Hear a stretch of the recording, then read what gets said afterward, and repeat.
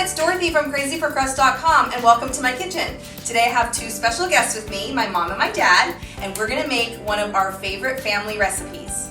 My dad and I have been eating these since, I don't know, you were born? Yes. Yeah? It's a Swiss egg noodle that is super delicious, and we serve it at every holiday and sometimes just on random days throughout the year. It's called Knoepfle. Now, I didn't sneeze, it's actually called Knoepfle, and you use one of these fun little machines to make it. All right, are we ready to get started? Yep. Okay. I grew up eating Knoepfles. My mother made them, my grandmother made them. They're a Swiss noodle. The Germans will probably, claim them as Spaetzle, but they're Knoepfles. And I just watched her make them. I started making them in my 20s, so I've been making them, close to 50 years.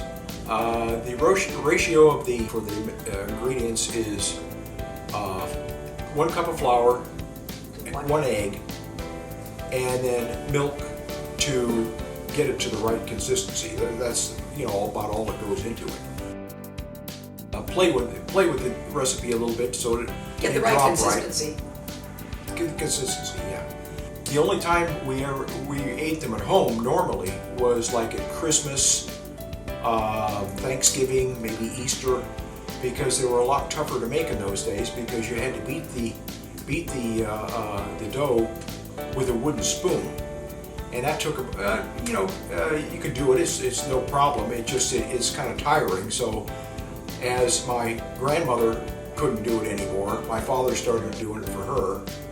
And then my mother made them for years, and then I started beating them for her when her arm wore out. But now we use the mixer, and it makes it so you can have them anytime. They're really pretty easy to make now. A little time consuming, but not bad at all. So now we eat them several times a year. When you're mixing the dough. I originally, when we first got the mixer, I tried a dough hook, and I put everything in the bowl and started mixing it up, and the dough hook picked it up and just took it right over the top of the mixer. So you're better off with the paddle, Yeah. and that works just fine. If you're mixing it up in the bowl and it's too thin, throw in a little more flour. If it's too thick, throw in a little more milk. You want it so that when it's mixed up, you don't see any lumps, and the dough starts to get a glassy look. It's kind of a shiny look. Watch that. That's pretty darn close.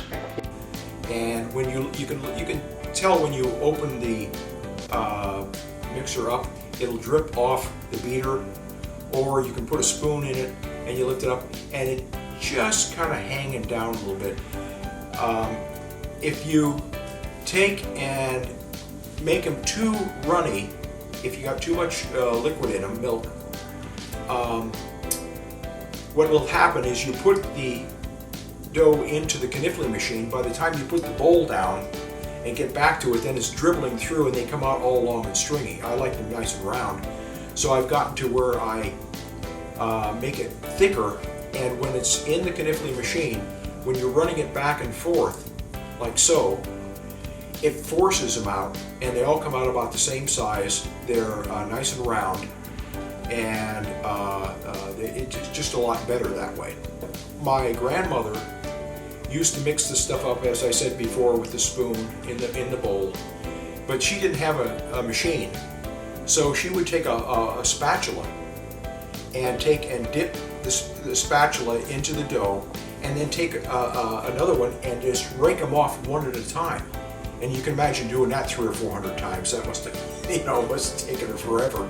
So she would cut them off, and then later on, my father was a sheet metal worker, so for my mother, he took a piece of metal and punched a bunch of holes in it, and she would drop it on that and then run a spoon back and forth on it. And then when my mother went to Switzerland in about 1958, she found a machine, one of the machines. We didn't know that they had a machine, and so we've been using the machines ever since.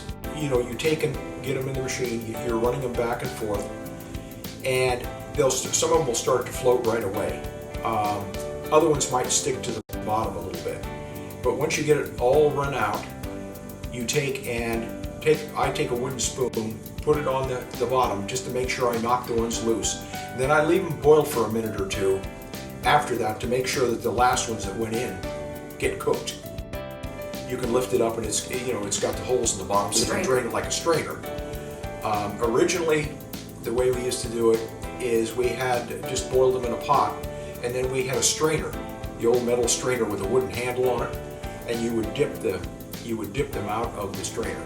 Okay, once they're in the bowl, when you've taken them out of the strained them out of the water, you have to make sure that there's plenty of butter, or the butter and onion combination, so that they don't stick together. Just like any egg noodle, they'll clump together if you don't have some sort of butter or liquid around the sauce around them. We always use challenge butter. It's the butter that my mother always used, and we've always used it. It has the best flavor. For the topping on them, we usually use quite a bit of butter, but we also put fried onions on them.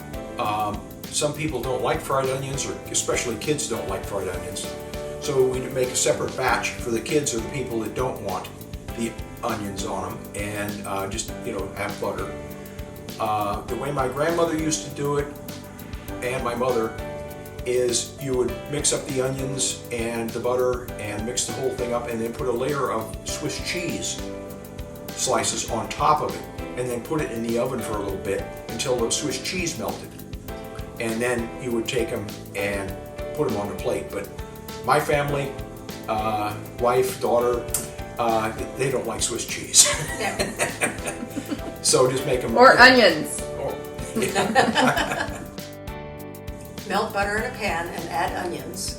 Onions are done when they have sort of a glassy look to them. If you want to caramelize them, you can, but then that'll somewhat change the flavor of the whole dish. I've never found anybody that didn't like them. Yeah. Everybody I've ever served them to is they kind of look at them if they don't know what they are, and okay, and they take a bite and they go, oh, okay. And then they rake a few more into their plate. Yeah.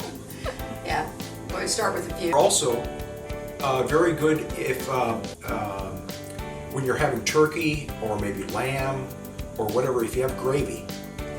Oh yes. To put especially lamb gravy or turkey gravy over them is really good. And a bowl like this, a casserole that we used, the 4 cups of flour and 4 eggs. Generally speaking, for most people, depending on how much you're eating, would probably serve 8 to 10 people. For us, this is probably about 3 or 4 servings. So yeah, that's how you make Knoepfles.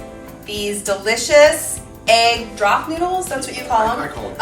That are chewy and soft, and they're super delicious with onions, or I like them with Parmesan cheese. So this bowl is for me, just me, I'm not sharing. Thanks for watching today. Be sure to follow my channel and eat something sweet.